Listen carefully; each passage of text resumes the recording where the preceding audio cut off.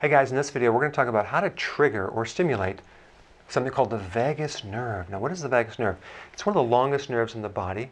It originates from the brain stem on both sides, okay? And it goes throughout the whole thorax or the chest and the abdomen, innervating the heart, the digestive organs, the spleen, and it has a two-way street. In other words, information can be picked up from the digestion and sent back up to the brain, and information from the brain can be sent down there. So if there's something going on digestive-wise down here, it can really affect you up here, okay? That's probably why, if you are bloated or you feel constipated, you just don't feel right. You have brain fog, you have a headache, things like that. So the vagus nerve is part of something called the parasympathetic nervous system. Now the parasympathetic nervous system is responsible for rest and digest. So digestion, rest, recovery, things like that. And then you have the sympathetic nervous system, which is flight or fight. Picture being chased by a tiger, running away. You need high pulse rate, you need blood flow to your muscles, adrenaline. Then when you sleep, you need the parasympathetic. So you need both of these working in harmony. Now the problem with most people is that they're very heavy on the sympathetic nervous system because of stress and very weak on the parasympathetic nervous system. Now if you can picture this. Let's say, for example, you run up a stairs, right? And your pulse rate goes up.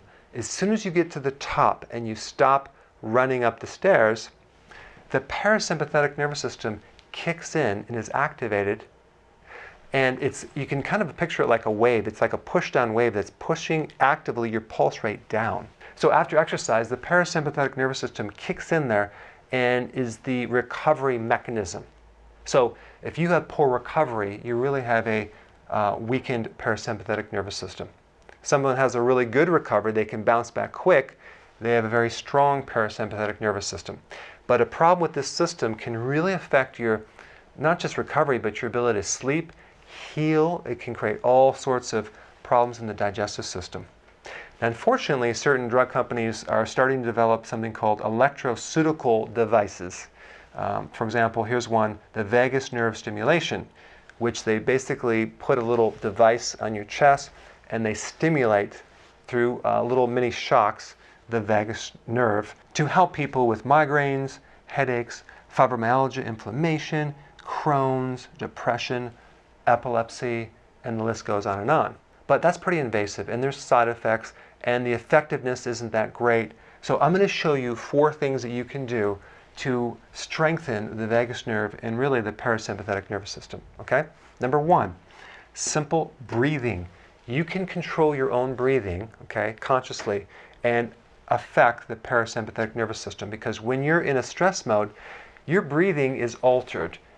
Usually it's like you're breathing in slowly, but you're breathing out very shallow. So the exhalation is very shallow. So it's like that when you're stressed. So if you're trying to sleep at night, for example, and you can't sleep, or you want to just calm your nervous system down, this is what you would do. You would slowly breathe in for 4 to 5 seconds, and then slowly breathe out for 4 to 5 seconds. So right before bed, you're just doing this. You're like,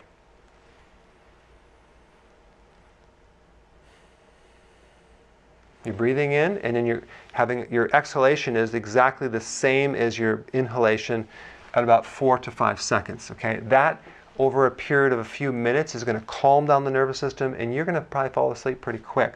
So this is a great technique right here, okay? Number 2, long walks. Calm the nervous system down. It's low stress. A lot of oxygen will stimulate the parasympathetic. Number 3, there are certain minerals that also support the parasympathetic nervous system. And the big one is potassium, because it's a calming mineral. Magnesium and sodium. So just make sure your diet includes enough of these minerals, and in the ketogenic plan it's built around supplying these minerals right here and including some sea salt as well. On the flip side, if you look at the sympathetic nervous system, you need phosphorus, okay, and also calcium. So phosphorus you would get from animal meats. So if you're consuming too much protein, for example, not enough vegetable, that alone can stimulate the sympathetic nervous system. So we want a balance of a good amount of vegetables to provide the potassium and magnesium, and some meats to help balance that out. And lastly, there's techniques, acupressure techniques that you can do to greatly improve the parasympathetic recovery and also kind of turn off your sympathetic nervous system. I put a link down below if you haven't seen this, but I did a whole webinar. It's called a stress webinar, and I actually walk you through how to do this step by step. All right, so go ahead and apply this, and I will see you in the next video. So if you don't have this book, you might want to check it out. It's entitled, It's Not Lose Weight to Get Healthy, It's Get Healthy to Lose the Weight. Healthy Ketosis and Intermittent Fasting. Check it out. I put a link down below.